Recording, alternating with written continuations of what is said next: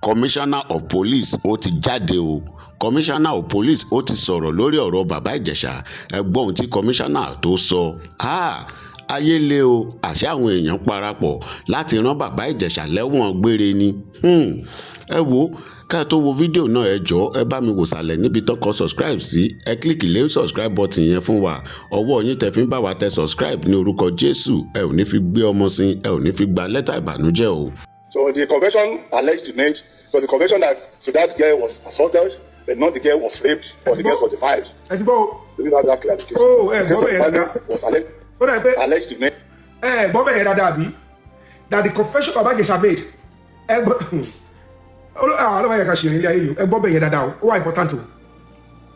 So the convention that girl was assaulted, but not the girl was raped. Has been sent to the Ministry of Justice. When the legal advice comes now, also advice where we shall take action. So that's the case of that. So the convention alleged the name. So the convention that girl was assaulted, but not the girl was raped or the girl was defied.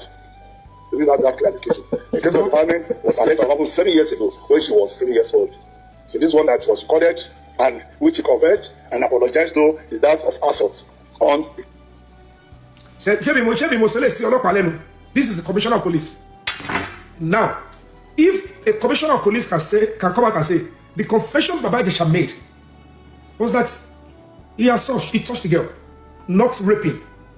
Now, our investigation, Lagos State work back case and that they want Baba Ijesa to be sentenced to life imprisonment. You can see why we were fighting as a human rights organization there. The police would investigate it, said we didn't see anything. He didn't confess to it. No evidence of Baba Ijesa. No evidence, one single evidence or witness. Even Princess herself is not a witness that Baba Ijesa slept with the girl. Only evidence. That Baba Ijesa, through Lagos State government, should be sentenced to life imprisonment. Now, they now put that up. Why? So low to the point of buy my get with. Taleni my share. Tani Baba Ijesa share to the daddy. The root yai. Ori wala any Baba Ijesa, daddy to be Ijesa. The father of Baba Ijesa. Ori wala in Baba Yakusi, Baba Ijesa could not bury his father. He had no chance to bury his father. Is that the kind of country? You know, at the end of the day, I want to say, she Bobo got see any evidence to Baba Ijesa, or like how many. Or like the fact Baba Ijesa was life imprisonment for. The Bewolong Nigerians, who can show you on social media. He works like kinetic energy. He call them out social media. You've turned social media to a witchcraft orb. Everyone will come. That your family. That I eating bagay. Any single link that I should. This is a commissioner of police that spoke here. And we call him also. And we call him judge. And you want the judge to sentence Baba Ijesa to life imprisonment. Even when he was sentenced, okay, Baba Ijesa, you know what? Just go and do the assault. Let's maintain the assault. They know that Baba Ijesa is only going there for 3 years. Yes, he has went to serve his sentence. He went for clinical, he was found guilty. As if Baba Ijesa was sentenced for having sex with a child. Bobo is supposed to get natural crime. Was simple. Reason to Baba Ijesa from nowhere was based on the concocted crime. They cook up, they involved, they drug, they cook up right too. It's why the man went to jail. And you are calling him a pedophile on that. You are calling him a rapist on that. And they are pushing the government to say Baba Ijesa is a sex, all those things. Even if you call him a sex offender and ex-convict, if he says I am not, I can continue to say I am not a rapist. I will never touch a child. Why don't you respect his opinion on that and say, they said you did, we punish you, but me I am not. And I will never be. It's because he never said, can you be Baba Ijesa? Yes, I am a rapist, I am a pedophile, and there's nothing anybody can do about it. To my point, interview Biola here is the only reason why anybody should be angry. These people are so wicked. The voice is coming to gain his life back. They want to destroy, attack Biola because you know, people when they use fake accounts to destroy people, they are coming for me. I quickly succumb to them. What is and she has a platform. Say your bit. Even the social media is a tool of expression. When you say whatever you want to say, people will rationalize it. He said he's not a rapist. But did he say he's not an ex-convict? He's an ex-convict because he has gone to jail and come out. If he says, I am not an ex-convict, You might just have, don't worry, we understand you. But anybody that's gone to prison and has been sentenced is an ex-convict. So when you say you're not an ex-convict, you're only saying that for yourself, but what we know on record, you've been to prison, you've come back, so you can still be referred to as an ex-convict. He never denied being an ex-convict. But you are pinning something on him. And in his mind, in my own mind, I am not interested in touching a child. I have seen an adult. I even ask her, I'm an adult. This flexing is a social culture.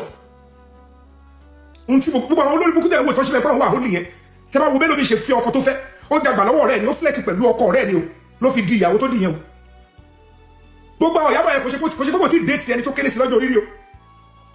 Ó ti déètì akọ̀ tó kéré sí lọ́jọ́ orí dáadáa. Tábọ̀ kí forúkọ bú bọ̀bọ̀ yẹn láṣìírí for now torí ẹlẹ́ni distribulẹ̀ fálọ́bà. Kí lè wá ṣorí burúkú tẹ̀ ń ṣe kàbáyé fún? Me that I'm fighting èmi kàn sọ tèmi gẹ́ ẹ̀ ní pé kí n mórí lẹ́ẹ̀kí fọ́sọ̀ gbogbo àwọn olórí burúkú wèrè tó kó jọmọ́ ẹ̀ ọ̀nà tún gbé sórí kíníkan tún gẹ́ ẹ̀ náà kíníkan and they thought they can destroy me. Oní mi ọ̀nà wa fi hàn wọ́n lẹ́yìn ìgbà yẹn lọ́nà wa bless mi dára. Ẹ woru kéèsì Mohbad sí. Abíamọ wo ló máa rí irú Wùnmí yẹn ìyàwó Mohbad tó rí pé ó ju aṣọ funfun àti kurubé sí orí sàárè Mohbad tó máa tún máa mu sábẹ́ tó máa mu tira tó máa ní to hell with millions of Nigerians, to hell with the government of Nigeria, to hell with the police. This girl will never be held accountable. She was arrested. The Wùnmí was arrested in November after the investigation was done. She is said to be complicit and she is alleged to be complicit and she has a hand in Mohbad's death. One low connection, one come from bail. Listen, they protest. You don't even ask him on the case today. Fine. All of us cannot be pursuing the case, cannot follow up. But as a human rights organization, with some justice seekers on TikTok who were pursuing and following up on the case, if the case is here, want to lower Gbere, and it told she's already been fingered by even by law, by common sense, and it told you arrested by any. She's with the power of the likes of once she put it we pushed the case as a human rights organization. We were engaging the police, engaging the rights institution, engaged everywhere, and by the special grace of God, they went to go back into the case, and then she was arrested. She even turned herself in Abuja. She bragged. I want with the Toko Joko lie, Umie, Olagbara, you are police station. Full array, no was slippers. Told the papas to be done Abuja. But the lawyer will come by Tony. Kilo Corona and Kilo Any lawyer Umie Joe. Ah, Jesus. Ah, Beneda. Ah, Ojo Ikorida. Any lawyer Umie Joe Ikorida. The body to Ojo Ako Ikorida. Any other. Ojo lawyer will don't cook it. Silly ass people. Terama will not ever yabo inombe. Kilo de kila shele Nigeria. She wole kokoro wole ma ko she Tinubu ni. She wole kokoro ma ko mo pre wole ko ma ko she Tinubu ni. The nation, millions of people said they want justice for Mohbad. They are there using their influence to say that they should not give Mohbad justice. That means they are saying the millions of Gen Zs and youths, they are irrelevant, they are absurd, they are waste, they have no voice in their country, and the government will continue to flourish. That even they will force them to go and vote and do anything. And I'm saying it to you, Bishop, do you understand? Ngba kama bo WhatsApp group jáde, ṣé bele boto yabo yen be. Ẹ wo ru yẹn tó gbé WhatsApp group jáde lórí ọ̀rọ̀ Mohbad pẹ̀lú tó dà ó tún sọ ọlọ́pàá yẹn ẹ sọ kọ́ ọ̀yọ́ gírí lájọ wà ní Nàìjíríà ìṣá ló máa jẹ́ kí yọ ṣí àwọn ẹ̀wà wápò palúdo ẹ wo ru Just Adétóyìn ó ní nobody is disputing that the Baba Ijesa stuff is a setup. It was the police that asked that to follow up when she should go and bring evidence. So police now ask you to use an innocent child or minor. Any attempt to use the girl physically in that setup becomes null and void, and it is a serious crime on the side of princess because it will amount if until an abuse happened again on that girl, no evidence can be said to be gathered. That is when you see some sick women. That is when you will see them, they will come out and tell you, I can use my child to trap a sex predator. I can use my child to trap a rapist, and I will leave both of them inside the house. I will go and dodge somewhere. I want to see if the rapist will rape my daughter again. And I want to gather evidence. And it is until that rapist rape your child before you can claim to have evidence. If you tell the princess here, she's wicked, evil. And activities to allow Baba Ijesa again, she did not enter the house. She was waiting for final action. Or Tony Bitonro, Prophet Dada. One more of report, I'm a 7 years. in tó fẹ́ lò ní the original video ilé nígbà tó rí pé kò fún wọn ní nǹkan tó fẹ́ ni wọ́n wá pé eléyìí ò lè gbé wa débẹ̀ tán ẹ jẹ́ ká lo 7-year story. That is why the commissioner said from the onset nowhere no rape allegation of rape was made against him. Just saying, that is how criminal, how disgusting, how backward these people can be. And that is why we have to be very careful. There are so many sick women, so many sick people on social media. They don't deserve to have children. That's why they will come up and tell you, the man never will me by mistake, we want to because they don't even understand the law. They will tell you, yes, they can do. How can you ask your own child? I want to know whether the person will do it. There is nothing like he almost did it. It's not an evidence. So if you want to gather evidence, it is doing it that must be an evidence. Ojoko said there. Oh, bad. Oh, the Ojoko said there. He showed you Ojoko said there. Did he? Ojoko said there means a crime. That means that's not an evidence. So until the girl is touched, before it becomes an evidence. So why would you want the girl to suffer PTSD, trauma again? Since you said she was suffering trauma, that was why she complained to somebody. Why do you want her to go through again? Because as a child, as a minor, she can't understand whether it is a trap or you are asking her to go through it the second time. That is what will be in the memory of that child or minor. I am going through the pain again. Not because I understand this one that he wants to do now is not the original one. It's just a trap. No child will understand that, for heaven's sake. Don't do it, please. If you know, we might have a government that encourages the likes of princess. But I can't imagine last one here. When they share the lekkage. Oh, you know to the princess say, "Kò lè le gba ko shele lekkage nílùú Èkó." Kò lè shele. The government cannot support such nonsense again. We will never accept. Open ke ba ku shele than to encourage this nonsense. Gbogbo nǹkan tó ṣẹlẹ̀ nígbà yẹn, ìyàwó iná lo amplifier. Òun lo amplifier. So the fact remains that if they are claiming the girl is a child, it's a minor, that's it. And there's something about I need to for one princess. Is this girl 14? Let's just know. Or can one true age here? Because if the girl is truly 14, the only thing that you have is assault. Go. Princess, the same 14-year-old, not the one of his setting up, go for life imprisonment. Because you use a child for entrapment. It's criminal offense, it's punishable with life imprisonment. And then to even record premeditatedly, you recorded sexual, because the only way such recording will not be a crime is when the police are involved and they are the ones that set it up, and they will know that images will not go out. And criminal or princess, and the recording is not sanctioned because they want to shout, where are we there? They are the ones that released the video. The reason why you know they are the ones that released the video is because they went to edit it. Party the princess, ibi to ti njuwe nǹkan tó máa ṣe, gbogbo nǹkan tó máa ṣe kò ṣe kíni. No audio. It has been edited. So there is no way they can deny to the law enforcement that our color already released the daddy. They don't care about the girl. They threw it out with the face of the girl out and they claim she's 14.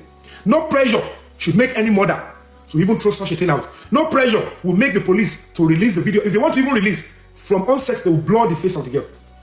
Gbogbo ẹ̀ la ṣàlàyé fún báyìí, wọ́n ṣàfẹ́ sọ̀rọ̀, wọ́n ṣàfẹ́ wá wọ́n ṣàṣẹ kan. Mo ń bọ̀ ẹ wò fúnra ẹ bóyá ẹ̀rí adámbì. Ṣẹ́rí. Ferrari princess. Ẹ̀rí bóyá báyìí ṣàtìgẹ́ ẹ lójókòó yẹn o. Ṣẹ́rí. Òun ló juwọ́ sí wọn yẹn ló sọ bọ́ ìtọ́ máa ṣe.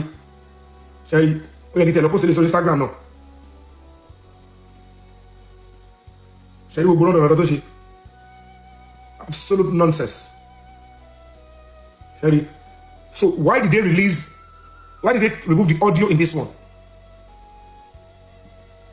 But there was audio when Baba Ijesa was begging. So where is the audio in this one? So what was she telling both of them here?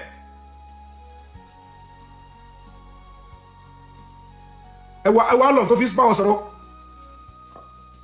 Àwọn ẹ̀rọ bá tọ́ làwọn. Ó ti kúrò bẹ́ẹ̀, ó ti wọlé lọ. Ṣẹ́ni pé wọlé lọ. Baba Ijesa fọwọ́ kan wọ́n yẹn. Ṣẹ́ni pé ọmọ yẹn ò sọ pé no. Ṣẹ́ni pé this is an opportunity for the girl to move away. And they have gathered, if they are looking for evidence, no talk. Ṣẹ́ni pé ẹ̀kọ́ ti dìde bí. At least he has touched the girl. What did they tell both of them? Ṣẹ́ni princess ó wọlé ló padà wá, ó tún ṣì bá wọn sọ̀rọ̀. Kí ló bá wọn sọ? Why did ọmọ yẹn ló ti lọ tilẹ̀kùn? The same girl that is going through trauma. Tó bá ní Baba Ijesa TV máa ń bọ̀, kò gbọ̀n mọ́, òun ló ti lọ tilẹ̀kùn. Ṣẹ́ni, they stretched his sexual limits. Ọmọ yẹn tí wàá padà jókòó, So come and tell me which police will accept this, which mother should go through this. Gbogbo time tí wọ́n ṣe gbélé. Gbogbo time kan ṣe lé. Princess knew that Damola Adekola was having sex with this same girl. It's like a brother to her. As at this time, Princess knew the security of the house is having sex with this girl. She didn't want police to arrest them. She didn't report to police. She didn't take this girl away from them since 2020. This was 2021. And they are telling me that this princess is a genuine complainant and she shouldn't be facing jail time. And then the Yabo Ojo came for me and said, I am a rape apologist for demanding that princess should be held liable for parental negligence. I can show you a video. He wants to play princess. Let me play our nonsense to you.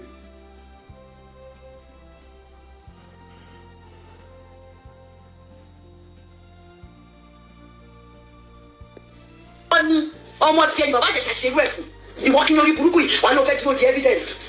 Ó yẹ kó kíra bàbà fún princess torí èèyàn ni. Ìwọ kọ́kọ́ ló dá lójúlójú lẹ́yọ̀ mi. Pẹ̀lú tí oṣù tó máa ń gbẹ́sẹ̀ yẹn tó máa ń níwọ̀ activist olórí ikú. Activist sọnù. Ẹni ọ̀sẹ̀ káyà yẹn máa kú àdúgbò yẹn bẹ̀rẹ̀ mi ń jáwé lè kọ́ lọ mi ò dẹ̀ mọ̀. Mo ń tọ́jú wèrè mi sáṣọ nítorí àbíyamọ ni mí. Máa gbàgbé pẹ́. Olóhùn wèrè ṣe ni pé wèrè ni. Ẹni wáyé pé láti bẹ̀rẹ̀. Ọmọ tí ẹni bàbá Ìjẹ̀ṣà ṣe rẹ̀ fún ìwọ kí lórí burúkú yìí wà ló fẹ́ dúró di evidence. Ó yẹ kó kíra bàbà fún princess torí èèyàn ni. Ìwọ kọ́kọ́ ló dá lójúlójú lẹ́yọ̀ mi. Pẹ̀lú tí oṣù tó máa ń gbẹ́sẹ̀ yẹn tó máa ń níwọ̀ activist olórí ikú. Activist sọnù. Ẹni ọ̀sẹ̀ káyà yẹn máa kú àdúgbò yẹn bẹ̀rẹ̀ mi ń jáwé lè kọ́ lọ mi ò dẹ̀ mọ̀. Mo ń tọ́jú wèrè mi sáṣọ nítorí àbíyamọ ni mí. Màá gbàgbé pé àbíyamọ mi nínú màá fèsì ẹ̀yọ̀ mi because ó lè ti yí. Ó dàgbọ́ mẹ́tò ń bá kú. Èmi ló fẹ́ máa bá kú. Àgọ́ lórí burúkú ni ẹ̀yọ̀ mi. Ìwọ ọjọ́ kò sọ̀rọ̀, ó sọ English, ọjọ́ kò sọ iṣẹ́, òun single share, even if it's wrong. Ọmọ fuck up. Bí ọba ti fuck up nìyẹn, ó ti fuck up dọ̀ni, ó ti fuck up. Tó bí ọba ti fuck up, ó ti fuck up. Ó fuck up.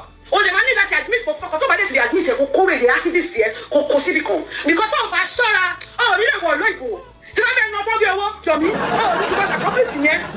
Ẹni tó bá ti support rapist wọn kó accomplice yẹn tó bá ṣọ́ra, wọ́n máa blacklist orúkọ ẹ̀ jù. Because ó dàbí kó yẹ ti yí. Ó mọ̀ mi ṣá, Ìyábọ̀ Òjó lórúkọ mi. Ìyábọ̀ ọmọ òkúrò Alice. Mo báàdì kan tí máa wọ kẹ́kẹ́ máa tọ́ èmi ò pariwo ní ìláyà ìwo ṣẹlẹ̀ ìwo tó ń jẹ́ kí n máa gbàgbọ́ mi láìkẹ́ máa bẹ́ẹ̀ iná tán bí owó yọ̀ mí èmi kúrò nínú àwọn tó lè máa. ṣe ti bọ́ bẹ́ẹ̀ yẹn ṣe ṣáà ti rí mo bọ̀ o. ó wá dé ẹ jọmí ó ní ẹ fídíò tó rí ẹ wọ́n kọ̀ dì mú lọ́wọ́ báyìí mo tún sọ sẹ́ẹ̀. ìjọba mi tó sọ pé princess o pé mo sọ pé kọ́ ní. Àlègbọ́ kan tí wọ́n sọ pàtàkì nípa ọmọ yẹn dìde ó wọ kíṣì lọ ó lè tìjọ́ tẹ̀lé ọmọ kíṣì. Àlègbọ́ kan tí wọ́n sọ pàtàkì nípa ọmọ yẹn dìde ó wọ kíṣì. ṣe ti gbọ́ ọ́ náà wò lè gbọ́ ọ̀kan tí wọ́n sọ wọ́n gbọ́ ìgbà tí bàbá Ìjẹ̀ṣà tó ń bẹ̀bẹ̀ tó wà nílẹ̀ wọ́n gbọ́ ẹṣẹ́ àgbọ̀n sí nígbà tí wọ́n ń lu bàbá Ìjẹ̀ṣà ṣé ẹ gbọ́ voice àwọn guys yẹn tó ní princess will kill her kí ló dé tí ẹ gbọ́ gbà tí princess bá wọn sọ̀rọ̀ to know what she told both of them to do. That is the point you will have known that no madam, for you deading what you asked both of them to do, it means that you don't want us to know that what you eventually recorded, you led them on. Òun náà wá sọ sí pé àwọn ògbọ́n tí wọ́n sọ ṣe é gbọ́dọ̀ mi ibi tí òótọ́ tó ti ń ṣe kàríyàn o.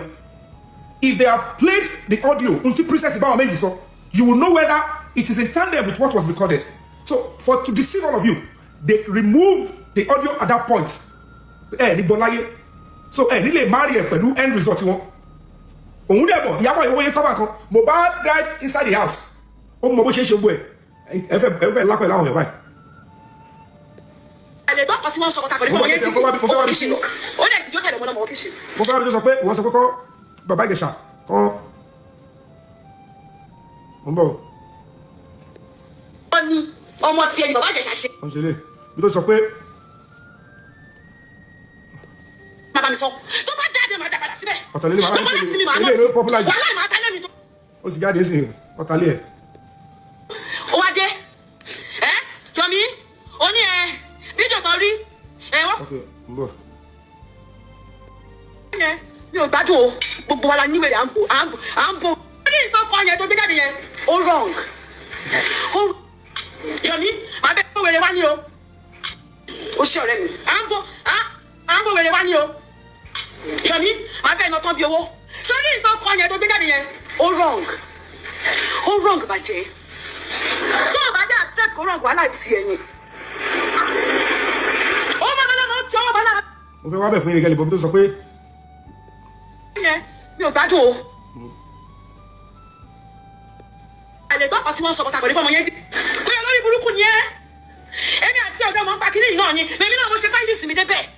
Kí ló dé tó ṣe fi fáìlìsì ẹ̀? Kò tó post kò tó miss leader ó ti bẹ̀rẹ̀ kó sẹ́ǹjì ẹ̀sẹ̀ mi náà pẹ̀lú picture ẹ̀ kí n post. Mi ì dẹ́ lóhùn. Torí mi ò ṣe yóò fò. Mi ì ṣe yóò ṣì. Mi ì ṣe yóò dára. Gbogbo nǹkan ló lè gbà lọ́wọ́ mi èrè gbọmọ. Àti mo sọ gbogbo ìwọ wà.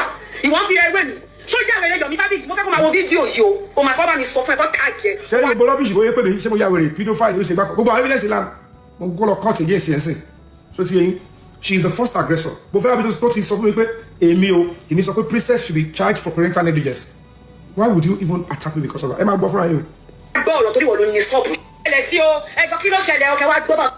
Àti mo sọ gbogbo ìwọ wà. Ìwọ fi ẹgbẹ́ mi. Sójà rẹ̀ yọ̀ mí fábíyì. Mo fẹ́ kó máa wo fídíò yìí o. O máa kọ́ bá mi sọ fún ẹ kó káàkiri. Kó wá gbọ́ ọ̀rọ̀ torí wọ́n ló ní sọ́ọ̀bù. Orí ẹ̀ ti ṣíyọ̀ mi. Ní fídíò nígbà tí wọ́n gbọ́ ọ̀rọ̀ tí wọ́n release statement. Ṣé mo máa dé pé nítòótọ́? Bàbá Ìjẹ̀ṣà ò ṣe anything. Tí wọ́n release statement. Ẹ wá gbọ́ bàbá ní kẹ́ gbọ́ bàbá ní bàbá ọ̀rọ̀. Wọ́n á kọ òyìnbó torí èmi mi ọ̀rẹ́ mi máa tẹ̀ padà. Ó wá kọ òyìnbó fún kọ òyìnbó sọnù. Ìwọ sọ pé pẹ́pẹ́ sí o ẹ̀ka ní sùúrù náà. Kàtó wájú ọmọ tiẹ̀ ní bàbá Ṣé gbọ́dọ̀ sí ó ní mo ní ká ní sùúrù ẹni pé ń destroy orúkọ mi gbogbo yẹn ó ní mo ní ká ní sùúrù ẹjọ́ kí ló bá nínú pé they should be patient let the police do their job. Bàbá Ìjẹ̀ṣà ńlá ní ẹ̀kan ló sọ̀kì torí èmi wo fídíò tó sọ̀kì ẹ̀kan náà ọmọ ẹ olórí burúkú wọ̀nyọ̀ mi. As at that time ẹni gbogbo mi lórí burúkú as at that time òun lórí o àwọn ò rí o ó ti conclude immediately against her colleague. She doesn't respect the fact that you are seeing it as a woman. You want to see that's the only angle to make you decide. You want to judge based on a side. And as a human rights activist, as a human rights organization, we want to see the entire stuff and allow the police to do their job. She came out to start gagging an activist. Everybody put the new activist. Even the activist is on with Olori Emiotiri, and you are out to destroy my name. Ko nani oruko anybody. Ko regard the Tawara Biba. Any told you to my choice. Nobody would have seen wrong thing in what I did and instead I used it out. Because I was assured that be patient and allow the authority to do their job. Then by play that.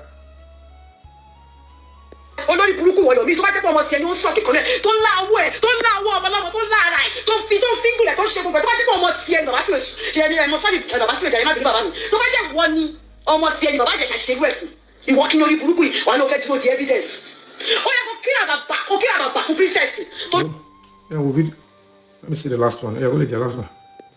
Omi ni bí fídíò yẹn ṣe jáde á ti sáyé gbé sí afẹ́fẹ́ á ti sáyé sọ pé ẹjọ́ kẹ́nìbọ̀dì má pè fóònù mi lọ́wọ́ yẹn torí lórí tó gbọ́kọ̀ sí lẹ́gẹ́lẹ́gẹ́ sọ àti kẹ́kọ̀ọ́ bí gbà ń kó torí mo mọ̀ kọ́tọ́ pọ̀ jẹ́ kọ́mọ lọ́mọ wà ní depression láti àná èèyàn kàn dédé dìde.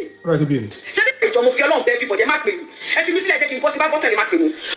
Omi ni bí fídíò yẹn ṣe jáde á ti sáyé gbé sí afẹ́fẹ́ á ti sáyé sọ pé ẹjọ́ ẹ kẹ́kọ̀ọ́ bí o wọ́n tẹ nyẹ́lẹ́ ní ìyá ni kò sí kò bímọ tẹ̀ bọ́ ti yá tún ni kò ṣe gbogbo ẹni tó bá bímọ nìkan nìyá kẹ́nìbọ̀dì má pè mí kọ́jọ ẹjọ́ kẹ́nìbọ̀dì má pè fóònù mi lọ́wọ́ yẹn jẹ́ kí n máa sọ lẹ́jẹ́ kí n máa bọ́ mo ṣe fẹ́ máa bọ́ ẹjọ́ mo fi Ọlọ́run bẹ́ẹ̀ bí bọ̀dẹ̀ má pè mí ẹ fi mí sílẹ̀ jẹ́ kí n bọ́ sí bá bọ́tọ̀ lè má pè mí ó ti tọ́ lọ́wọ́ wẹ̀lẹ́ ó dẹ̀ má gba wèrè lọ́rọ̀ ni so ìwọ sì princess tó jáde síta tó bẹ̀rẹ̀ sí ní sunkún ṣe ní lórí bẹ̀rẹ̀ nǹkan tó ní lórí péjì Folúkẹ́ Dáramọ́lá tó ní lórí tó gbọ́kọ̀ sí lẹ́gẹ́lẹ́gẹ́ sọ àti kẹ́kọ̀ọ́ bí gbà ń kó tó ní mo mọ̀ kọ́tọ́ pọ̀ tó ń jẹ́ kọ́mọ lọ́mọ wà ní depression láti àná èèyàn kàn dédé dìde.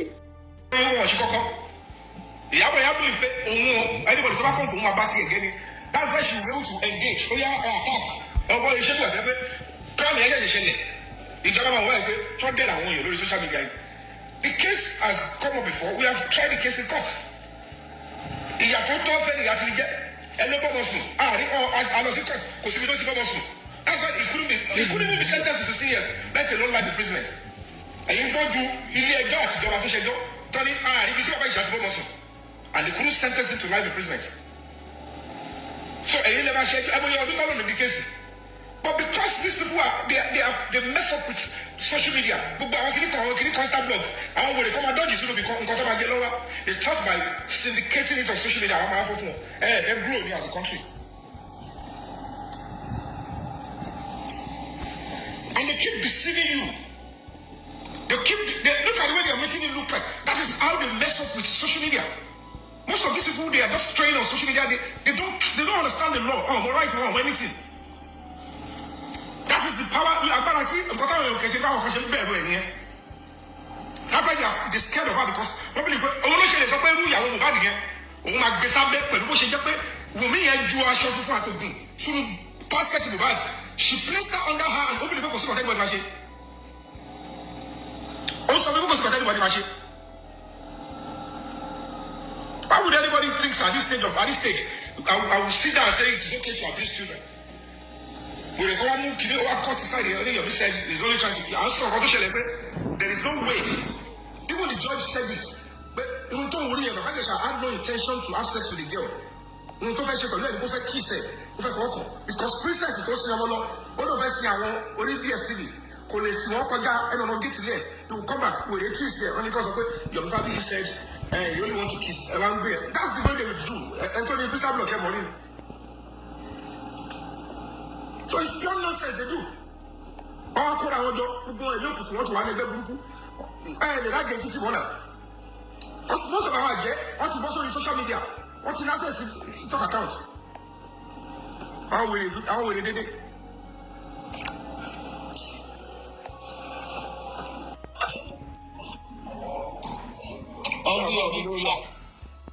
Bàbá mi, ó máa kí Ijesa àlàáfíà lè wà. Araba wà. Araba wà.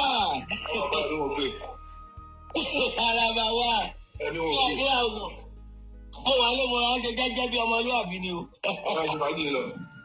Bàbá mi, Ijesa, mo kí yín o. Ẹ pé tó sà. Bàbá mi láti ṣe orin. He has right to express himself. Even can sọ pé okay o. Bàbá mi just sexually harass the girl. Wọ́n ti lọ court. Tó bá ń sọ pé ó jáde ẹ ti fi yàgé.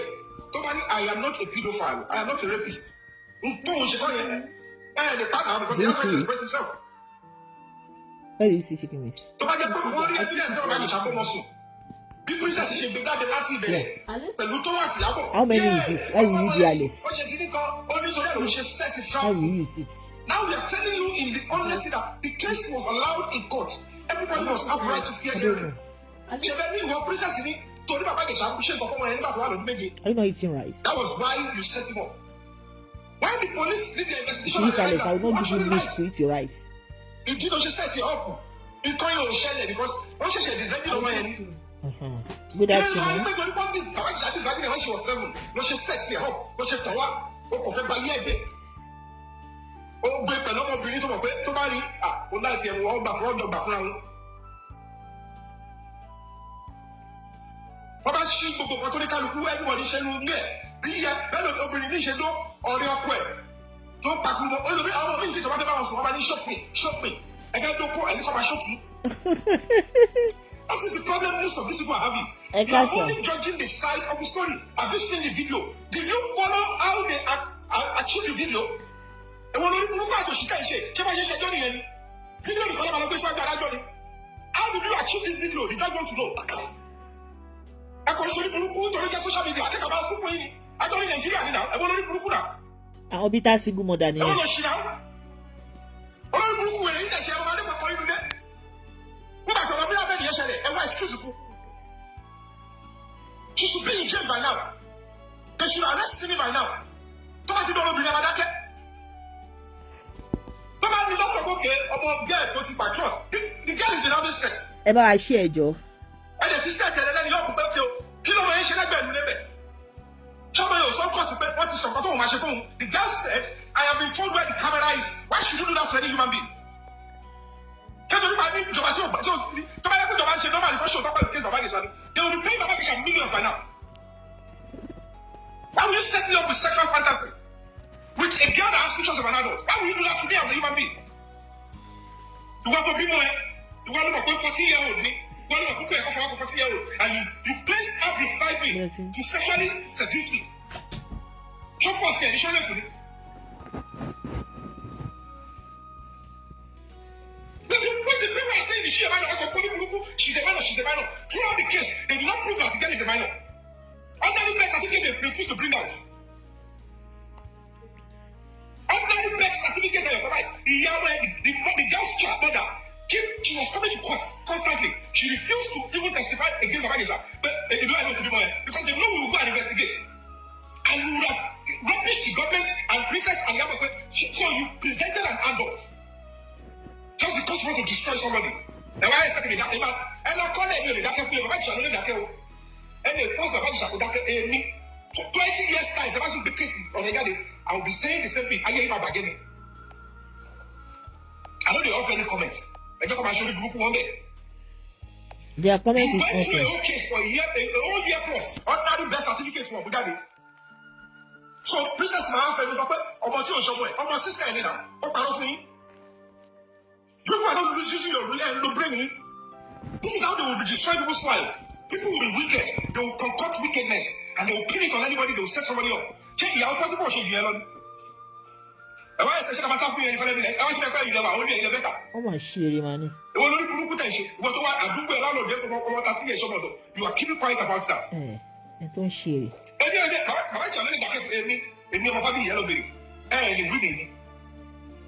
They are illicit.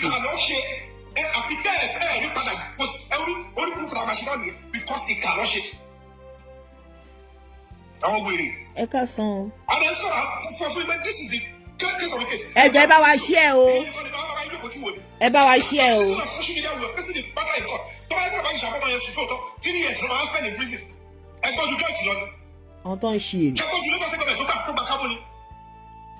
If there is anybody that even went to the appeal court, it is still Baba Ijesa to make Lagos state government not appeal.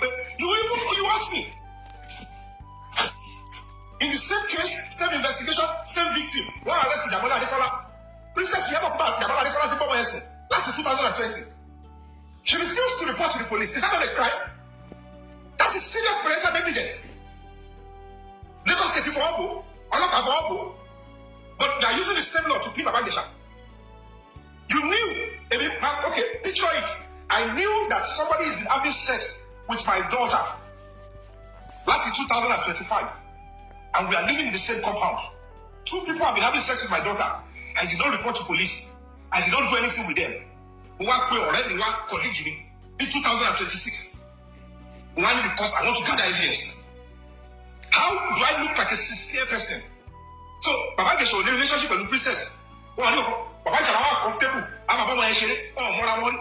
So, we don't shake a 7 years, almost 7 years, don't want to Àwọn tó ti sẹ́wọ̀n. They are hiding some truths in the whole matter.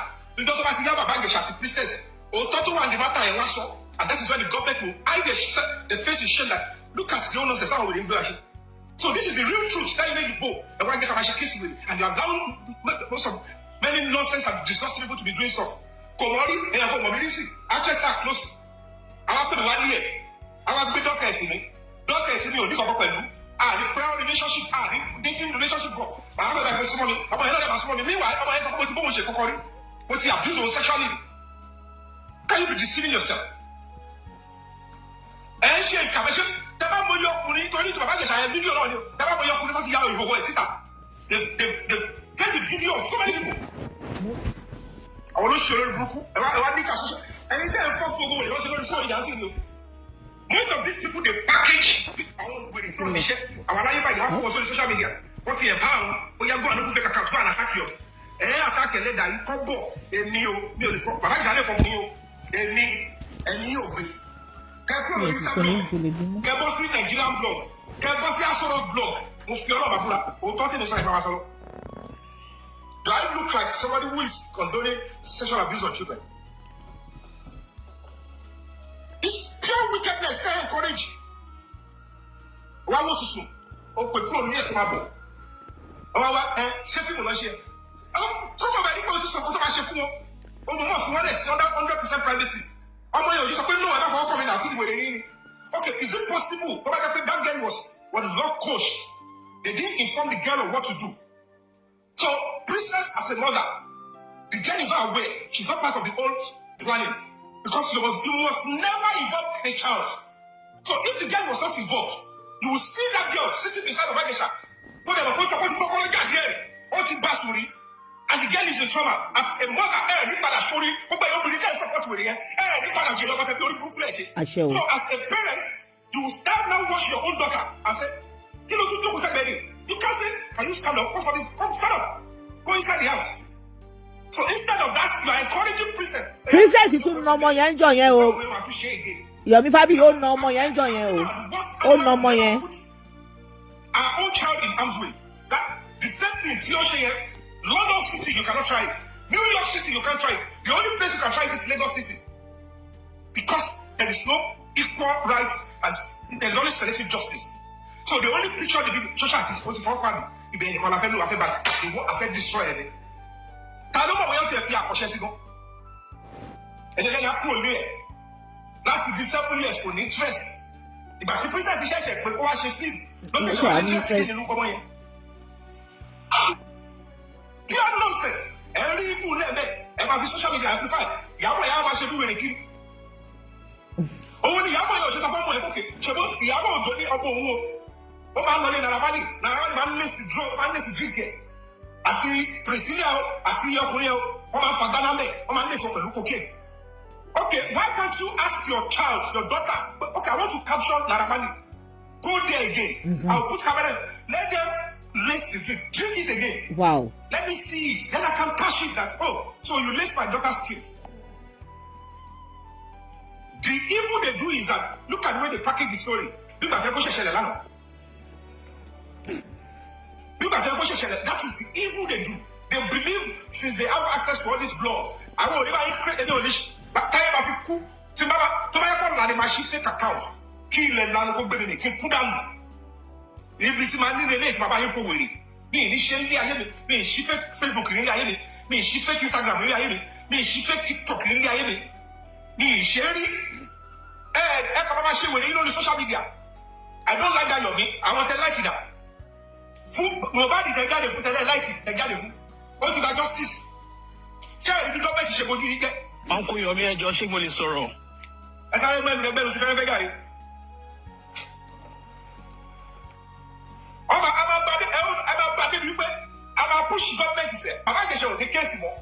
If you are jelly, and then I'm a quote you, I'm a father, not put down on for life. What is wrong with the network? Okay, again, all of my come back to my bed, go to my daddy.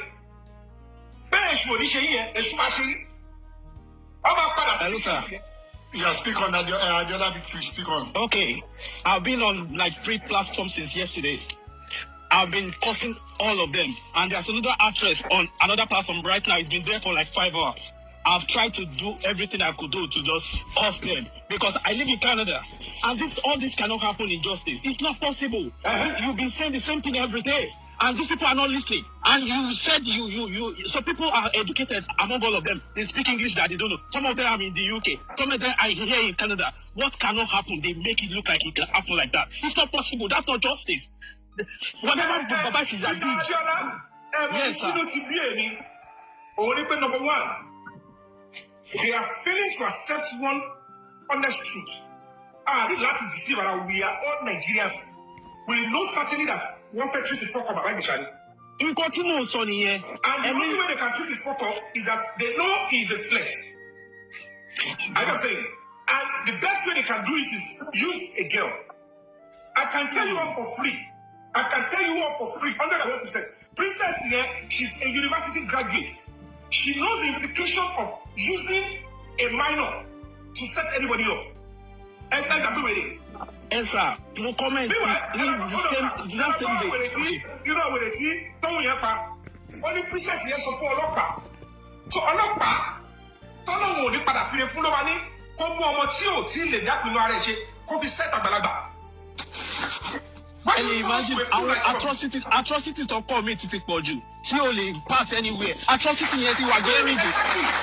I think I want to school. Actress to your school there was responsible for risking more than 5 hours. So supposed to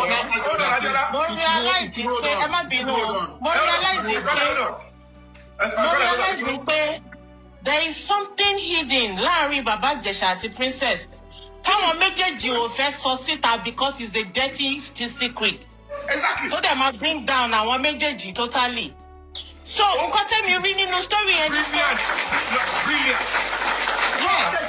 Nǹkan tẹ́mi wá rí nínú ẹni pé the only way the princess lè fi treat Baba Jesha fọ́kọ̀ òun ni láti bring up that story, that setup. Because nínú story yẹn, because I am following up this story from the beginning. Nǹkan tó sọ fún wa nípa ọmọ yẹn is 14 years old. Nínú story nínú video tó ń generate nsìn, that girl doesn't look like a 14 years old. We must send the request. Baba, She's top up any. Another worst part of it is this. This is logical. And what I suppose Baba Ijesa is a rapist. I am very sure Baba Ijesa is closer and has access to princess than that girl. What's that about? Why hasn't Baba Ijesa rape you, princess? Agent Fikini or send the request. If in every story, there should be an atom of truth in it. It's another thing, that's why I'm logical. I am your colleague. Yeah. You said this girl told your friend that, when I was 7 years old, Baba Ijesa did this to me. Later, he used khaki to... Now, your mind will be like 7 years old. So that means Baba Ijesa loves to touch children. Now, you now wanted to set him up, which you're not supposed to do. You wanted to set him up, you are now setting him up with a grown-up girl who has the features of an adult who has been having sex. And then, the story Princess gave was that the girl, when she sees Baba Ijesa on TV, she's suffering trauma for 7 years. And I said, it is against the law. The only way you can force the girl to sit in that situation is because the girl rely on you for food, shelter, and guard. And then you force her against her fundamental human right to be there. To submit herself. Nigerian law is not, they are not stupid though. Power, obvious. Children in UK, in Canada, in America are not different to children in Nigeria. If it is the same child protection law, nígbà òyìnbó yóò sọ àwọn tí nàìjíríà ò kóra wọn mi ì sọ ọjọ́ pé wọ́n ṣe visa gbà ó mi ì sọ ọjọ́ pé the only thing tó fi wà nílùú òyìnbó ni pé wọ́n lọ bí iṣẹ́ wọn padà wọ́n dẹ̀ send owó sílé mi ì sọ ọjọ́ pé they are a constituted contributor to that society. Èwo ni wọn ló máa sọ pé they want to support a mother using her own child as pawn as a bait for a sexual predator. Èwo ni wọn ló máa wọ sùsùn tó máa ní òun fẹ́ kọ́ mọ̀ òun la ewu kọjá. You want the same girl to suffer PTSD because you want to gather evidence. No common sense, no logic, no legal framework to allow such criminality. But because there are so many criminals coming out to say they are bloggers, most of them, they don't have identity. Some of them are psycho, mental cases, criminals. A lot of them do not have pedigree, they don't have a reputation. They be in charge of anonymous blogs, and then you allow them to detect the pace of your country. And they allow your children, your teenagers, to see them as a place where they can be mentored. It's your own profit. Because at the end of the day, how is it making sense? The right thing to do, which the law stipulates, even the child protection law of Lagos State, if you know that any child has been sexually abused, the law says don't do anything. Report immediately to the police. If you do anything contrary, you have committed a crime against the law. Lagos State government said, Princess, you have done well. Secondly, she claimed the girl is 14. Throughout, till sorry, no birth certificate was provided. It is just hearsay. 14, eh? Meanwhile, don't me that I am saying it. This is your family. You say it to the Lagos State government and I said it. The girl was writing different ages. But on age to call it Sabo police station. But on this same girl, but on age to call it party. The state command. Now, in 2020, this same house, the president in Fioboyesi, Damola Adekola, at the security level, don't joke, what is sexually abused of my princess there, Dake, Ushikoko, Usofalapa, Usherity. The guy now wrote in a statement, the girlfriend, the money. I have this certified copy with me. At the end of the day, after they set the bank out, that's in 2020, the Damola and security of the house, they continue to have sex with the girl. Can you imagine? Over the 2021, over to Baba Ijesa, and Google how I lured Baba Ijesa, Princess Omega. She confirmed she used movie to lure Baba Ijesa to her house. Now, it did she once set Baba Ijesa up, but if you set the camera, I am telling you on my honor, it never happened. Because we go to set up here. The government did test on the girl. As at that time, they said she was just recently disvirgin. And it is healing broken hymen. Her virginity is just healing. and there is semen found on the body. Now, when you got to know that even after Baba Ijesa was arrested, sperm was found on the same girl, who should be held responsible? Was your Baba Ijesa on the sperm? Is that not parental negligence? Why did Lagos State government say, Princess, you are doing well, you are a good mother, you are looking after the girl very well? When the law says that it is a criminal offense when you are negligent, because you cannot continue to blame the perpetrators and everything, you must be responsible for the child you have. Poverty, lack of education is not excuse. So these terrible people, we realize that most of the young people on social media, they lack basic knowledge of education. False knowledge, they are good at it. Arrogance of ignorance, they are good at it. They don't even know their rights. And that is where at the end of the day, we were speaking on the table of that. You've stretched this man. Flexing is a social culture. For see talking flex, everybody will flex. Pastor, church flex. Of course. Governor of state, he flex. On Everybody, flexing is a social culture. People, they will be hiding behind sexual abuse. If that girl pinned that story, all the girl needs to do is to mention a name. That is the end of that guy. If not because the police said, hold on, let's go and run a test. No one expect there is nothing actually from Abambe. And the girl started saying no.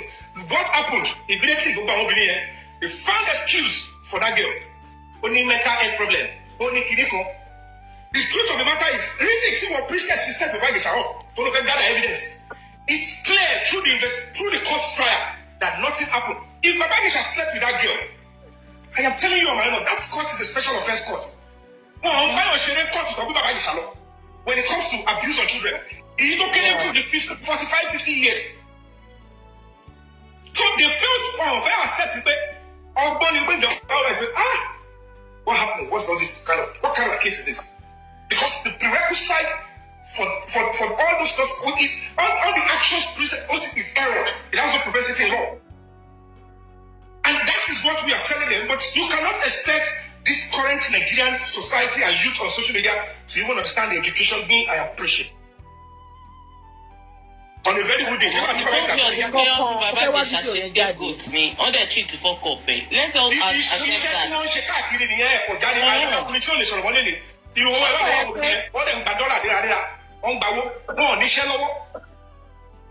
on a good day, tell you how I get access to it. You got how I should people, show top 50 accesses. So they have time to be doing nonsense. Look at this case holistically. Oh, about anybody get. And this sort of, as a human rights advocate, this is all nonsense. Rubbish, a justice system would even tell the prisoner that, hello, in spite of the video you brought, it's not making any sense. What you have committed a serious crime. You have engaged in child pornography. Nowhere in the world, and don't let anything push you. Don't copy princess behavior. And I want to know whether somebody will have sexually abuse my child, whether somebody will rape my child. So you want your child to be raped again, and you want to record it. Even recording it alone is child pornography. You must not premeditatedly film sexual activity involving a child. Under the law, it is child pornography. I want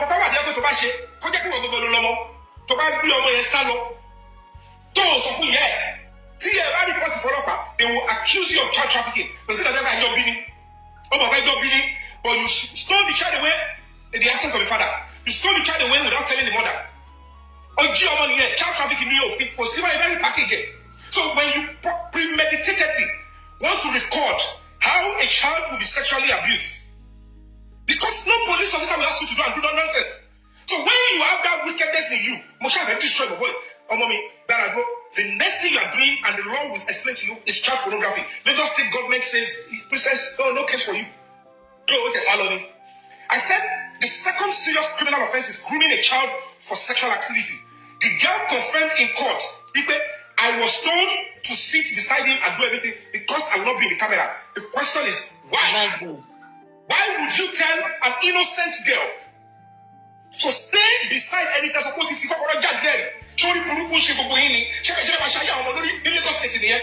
If to say we have better people in the Ministry of Justice, You ask an innocent girl to sit beside. Oh no, when she was 7. Even the fact that she went, let's assume it happened. And you left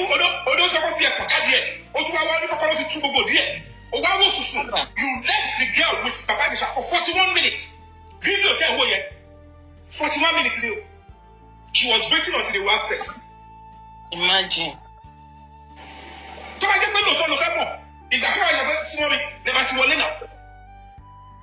And you used an adult and that package for 14-year-old. And then something you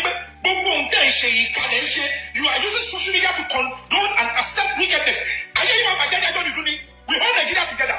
And you can't have something that's not money. So wọ́n farabalẹ̀ ojú wo ló máa farabalẹ̀ tó yẹn tó máa set ọmọ inú ẹ̀ ọ̀ pẹ̀lú ọkùnrin pé kó bá sùn tọ́jà rẹ́kọ̀dẹ̀. If you know, no animal would do that with their own child. You will not place a police over your own the most gullible and stupid animal will not do that. Not to talk of princess from a university. You want to know whether I child. Know what? I want to report it for go and tell the police. And you know two ways because the princess she first suffer they will tell her you have reported to us. Let's go into the case. Why will police say go and set camera? Put the same girl there. Come and testify and say the nonsense in court. Show us the police officer. Ọlọ́ọ̀tọ́ ní kú sí pókà ṣóye yín Ọlọ́run wà lẹ́yìn bàbá yẹn lọ́lọ́run fi rà á padà Ọlọ́run fi pamọ́ ni tó bá ti poison nǹkan tó ti kú dànù tí wọ́n rí tracy ti gbọ́. Àwọn náà ti lẹ́ẹ̀kan don't mistake because ó máa ti láwọn àṣìṣe kan táwọn náà ti ṣe sáwọn ladies yẹn lọ́wọ́ tó fi wò pé kó ba tiẹ̀ jẹ́ because wọ́n fẹ́ kó kú síbẹ̀ ni wọ́n fẹ́ kó wá mọ́ because mo rántí pé ìkànnì wọn sọ pé tó bá fi lè padà wá ó máa ta nǹkan ẹ̀ ní òun tó máa fi padà lọ síbẹ̀. So for the man to come out tóyìn look fresh tóyìn mo ìwo fídíò wọn jọ̀wọ́ mú wọn pé Ọlọ́run wà lẹ́yìn máa yẹn ni. Ṣé you understand? Because Ọlọ́run mọ tóyìn máa ń ṣe nǹkan. For that man to come out after 3 years kò easy. Ọlọ́run fẹ́ fi wọ́n ó ní nǹkan fi ṣe ni. Tọ́mọ tó ń dùn wọ́n, the case originally started 2021. Before the end of 2025 is out.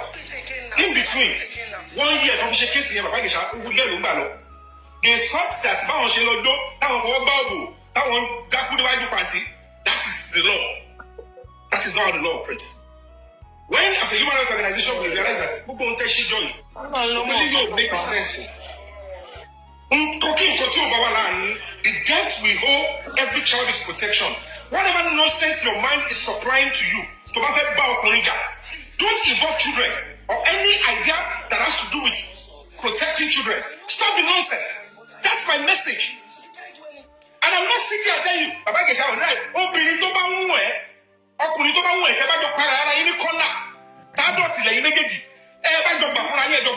am not going to be telling you you don't have right to provided it is not a child or a minor.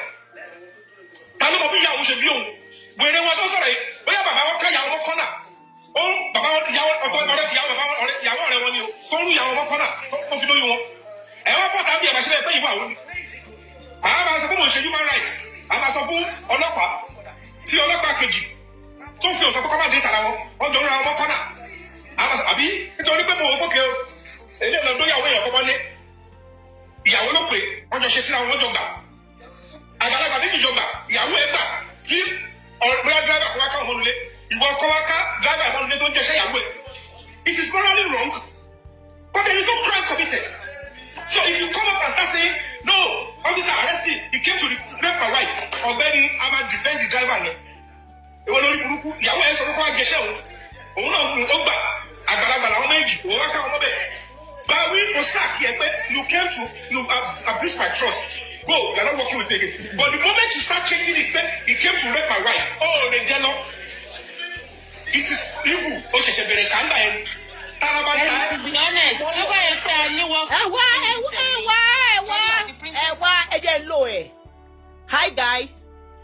Hi guys.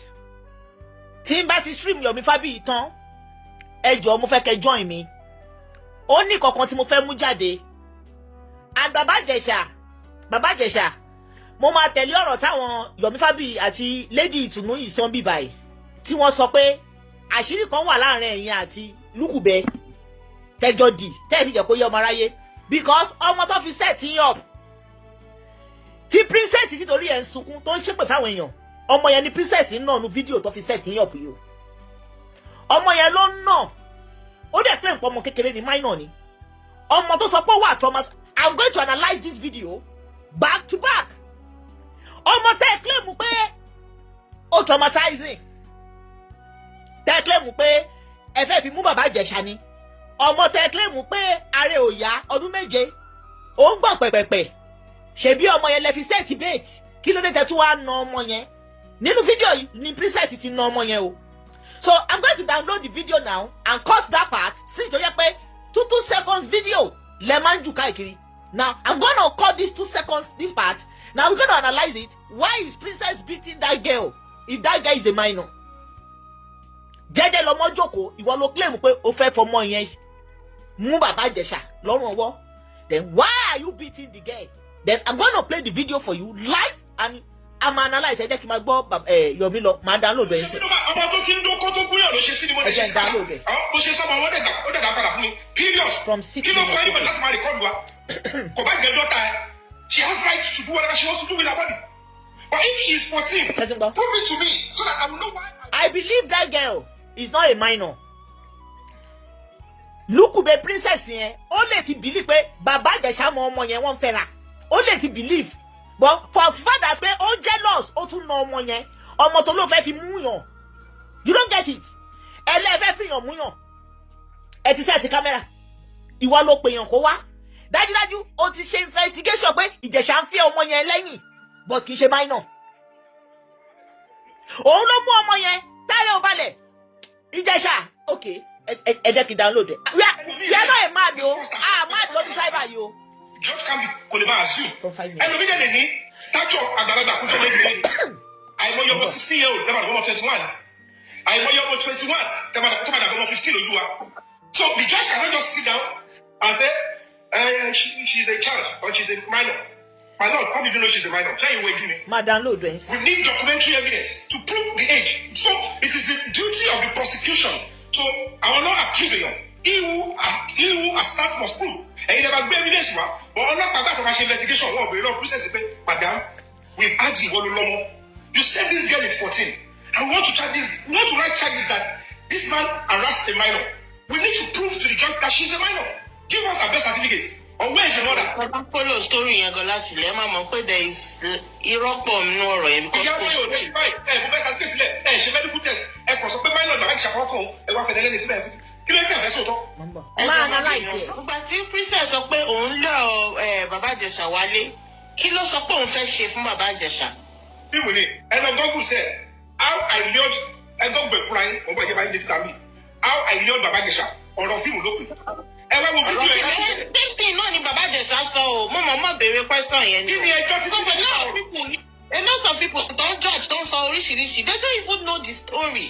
Let me show you the video. ọkọ̀ máa gbọ́ sọ́ọ̀sì ṣe rí fídíò yẹn mo máa analyse ẹ̀ mi ò ní fi ṣe live kó lè yé eyín kẹ́ lè gbádùn ẹ̀ mi ò ní fi ṣe live. Ẹ wá wò fúnra yín o. Ẹ wá wo fídíò yìí o. Now look at this video.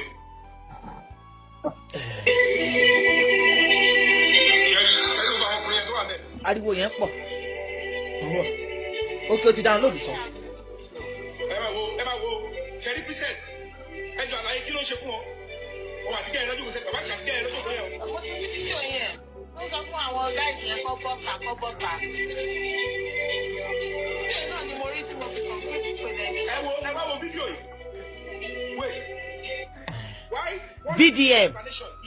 VDM ó ní strong legal backup tó lè ju ti awó yíyan lọ VDM nìkan ló lè ṣe investigation ọmọ yẹn.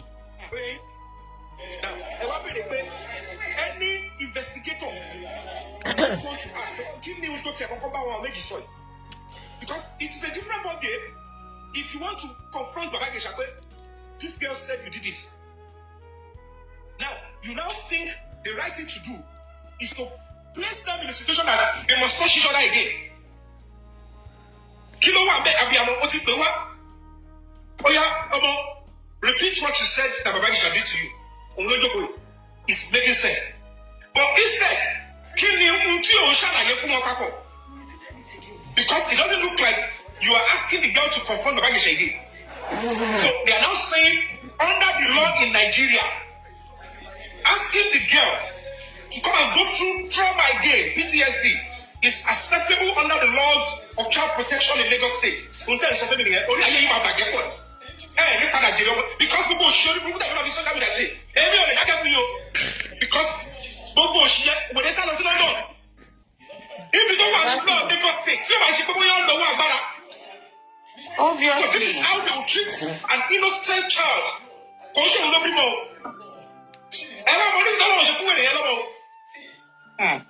Now, you want to stretch a young paper or can use and boom. You don't like. All animals to work. It's human, it's natural. One more stage you want to get from knowing fully whatever it is. Point of correction, sir. What's the problem? The truth of the matter is, what is support about your chef? What is the understand? Because the question I want to prove Kini,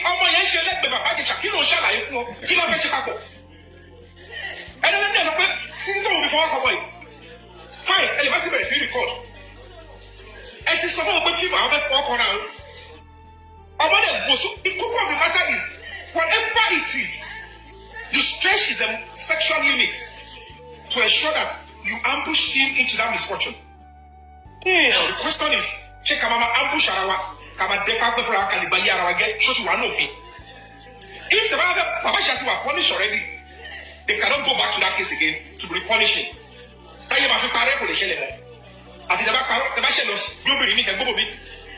the core of the matter is, these people are not getting it.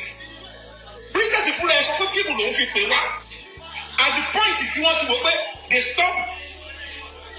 Other people what it be more and I'm saying it in my own opinion. Princess knew that Baba Ijesa is a flex.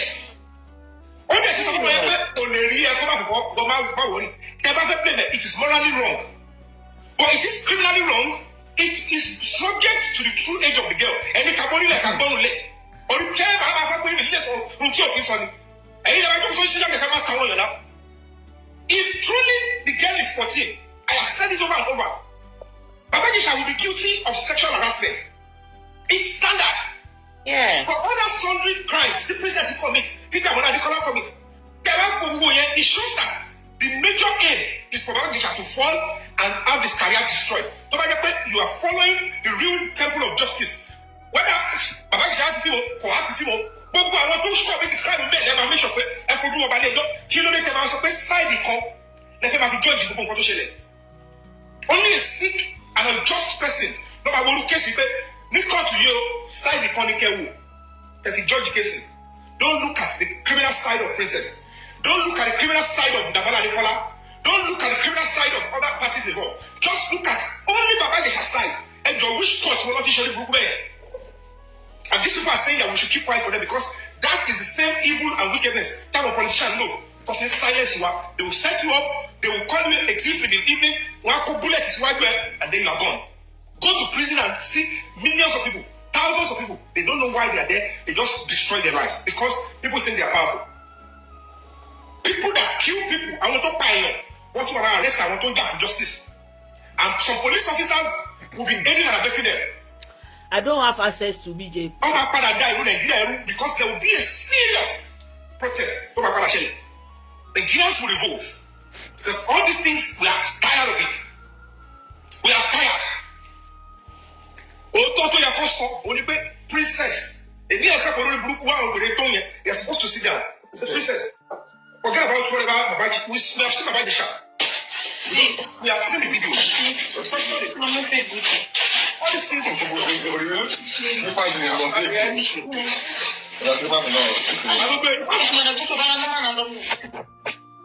I feel like we're seeing big screen. I love the Èmi kọ́ dàbí. Ẹni tó bá gbé anybody wọlé community wọn straight away. Kò lè gbé anybody, ẹ má kò gbé ní àwọn wọlé o, àwọn ẹ̀nà ó sì pọ̀. Èyí tí mi sọ ni pé tó bá jẹ́ kí lóòótọ́ àbí ẹwọ́n tó yẹn sì mental case ló ń bòkú sọ̀rọ̀. Ìyábọ̀ àti 18 years old lọ́mọ ìtí lọ sí strippers club àbí gbogbo yóò rí. Ìgbà yẹn kò tí mọ̀ pé òun máa jà fọmọ kékeré. Is it possible she's a genuine parent? Ọláìgbọ̀n, when did she block you? Can ask your 18-year-old. Ìgbà ni èyí mẹ́sàn block yín. So start going to strippers club. Yesterday. Èwo ni yín ló lè gbà èèyàn gidi parent gidi wọ́n yín ló máa ní kọ́mọ̀ òun lọ sí strippers club nítorí pé 18. Is to tell you that these people know how to package their own children. She came out and said, Baba Gisha should not use our children for baits, whatever it is. But you are the same person that came out and tell us when you want to destroy Naramali. You said, your children, you allow your children to go to Naramali's house. You said, I used to send my children, is it not the same Naramali that I used to send my children to his house? Now, who is closer to you than Baba Gisha to Naramali? So, over the people that's how I'm only. Sure, but you know when you put it over. If you are the color, you don't put it over. Or see, you that's someone what's more on the location I can play you video. I'm about to so, princess, you know, the question if you claim Baba Gisha is a rapist, Papa, your princess, Baba Gisha has access to you more than that girl, to that girl. Why hasn't Baba Gisha raped you? And if you are claiming he's a rapist, he's a pedophile, it's calling them for home. And about to hear on social media. Is he a pedophile that loves having sex with children? Or is a rapist that loves taking his way, forcing adults to have sex with them? Most pedophiles don't even derive pleasure having sex with adults. I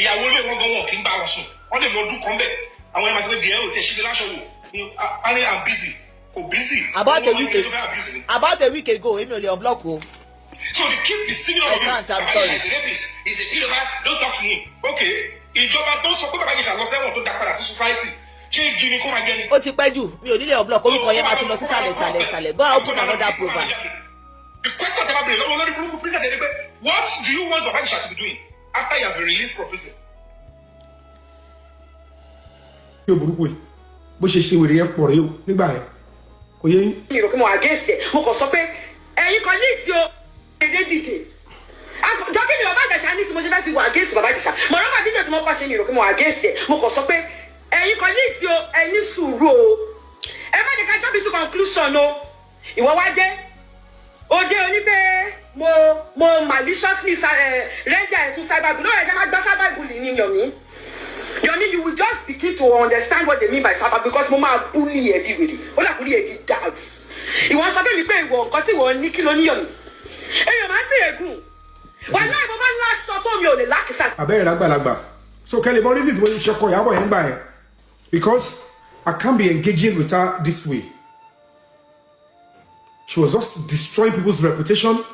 Gbogbo nǹkan tá ti build for years. Acting yìí ò mọ acting. Fíìmù ò mọ ṣe gidi.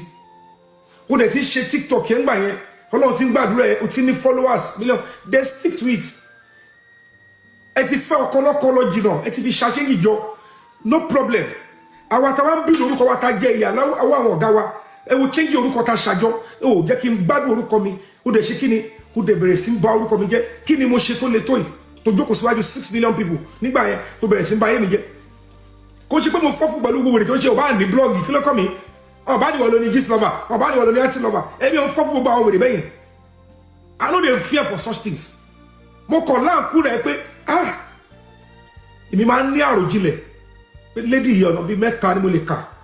Mo ní òun lè ti gbàgbé ní bẹ̀rẹ̀ pẹpẹ early stage nígbà yẹn tí mo gbàgbé báàgì kámẹ́rà bàbá sùwé sí Èbúté Mẹ́ta. Wọ́n ṣùtù fíìmù mú káre ní Potomac Hotel ní Kòròdú. Mo lè ṣe débẹ̀ bàbá sùwé dẹ̀ lé mi dànù kò fún mi lówó mọ́tò pé mo gbàgbé báàgì yẹn. Wọ Ìyábọ̀ ìlú sáré wá bá mi ní kọ̀rọ̀ tó fún mi lówó mọ́tò tí mo fi lè ráyè gbé ọ̀kadà gbẹ̀yìn. Wọ́n ṣe ráyọ̀tì ní Kòròdú garage nígbà yẹn.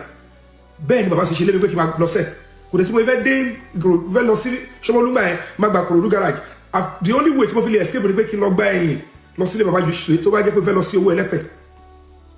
she gave me one ẹlẹ́ẹ̀kejì ó pè mí sí fíìmù blueprint tó ṣe ń gbà English film ìkẹta ìgbà tí mo sí mi kú ó fún mi 50,000 naira ìyẹn ni mo tiẹ̀ ń dìmú gidi ìkẹrin during the EndSARS mo ní ìwọ Ìyábọ̀ yìí nìkan ni mo jẹ́ nínú colleague wa tó make sure pé ìgbà tí mo ti come live until ìgbà tí mo come live lálẹ́ náà the 20 yẹn because I was always at the protest ground ní Lagos Assembly àti Lekki toll gate so wọn ò rí mi gbà yẹn pé ṣé yọ mi so she was worried. She called my phone immediately. I come live lálẹ́ báyìí she was the only person artist or maybe two of them you're not anything òun náà ṣáà join live with me. She showed concern mo wá wá pé irú kéèsì ọ̀rọ̀ tí ó ṣẹlẹ̀ pẹ̀lú àti ẹ̀rí ó ti ṣe máyà àwọn amúdẹ̀ tí fún jẹ́ padà bí wọ́n ti ṣọkọ Ìyábọ̀ fún mo ti jẹ́ kó mọ̀ pé tó bá lórí olùgbọ́ nìkan ló lè sọ̀rọ̀ èmi ò ní go route yẹn n tó expect ni máa fún ẹgẹ èmi náà máa fi fíìmù báyìí ẹgẹ n ti bá ní máa fi jà mo wá ṣọ story yẹn lẹ́sọ̀ lórí story kò ní kankan ṣe pẹ̀lú kéèsì bàbá Ìjẹ̀ṣà argument tèmi àti ẹ̀kọ́ ni mo add mọ́ ìyẹn ò sí part of kéèsì bàbá Ìjẹ̀ṣà à ń búra wa bó ṣe ń bú mi mo fi sínú fíìmù it might go viral then but it's not part of Baba Ìjẹ̀ṣà's case ẹ lọ síwájú pàtí ẹ lọ dákú bẹ́ẹ̀ it's not part of Baba Ìjẹ̀ṣà's case mo fi yẹn sínú fíìmù mo kàn fi bi tí incident ṣẹlẹ̀ pẹ̀lú ọmọ yẹn tó fa argument láàrin àti akọ̀fi sínú ẹ̀ gbogbo bẹ́ẹ̀ ṣe bàbá ọlọ́fà náà mo fi sínú fíìmù wọ́n dẹ̀ yí mọ́ mi lọ́wọ́ wọ́n lo gbogbo blọ́ọ̀gì Linda ìkejì Insta wọ́n ní èmi lo ọmọ ìkéré èmi ṣe story Baba Ìjẹ̀ṣà I should go to jail and Lagos State government went to file an application against me before the court the judge that they should declare me wanted but luckily as at that time mo ti sá lọ sí mo ti wà London and they were ready to pay people to come and protest against me in London but immediately they declare me wanted o ìjọ tí wọ́n fẹ́ gba judgement yẹn níjọ́ tẹ̀lé pé Ìyábọ̀ Òjó Gbénga Adéyínká Kofi yẹn comedy ti filẹ̀ náà gbogbo wọn yẹn pẹ̀lú ọ̀bọ̀ olórin kan báyìí ẹ bá lọ fídíò yẹn ìjọ ìlú wọn lọ sí court yẹn ọ̀rọ̀ bá wọn máa jẹ lọ I didn't know that they were going to be filing against me oral application the DPP yẹn ló gbé wá síwájú judge yẹn for you to know that these people were so wicked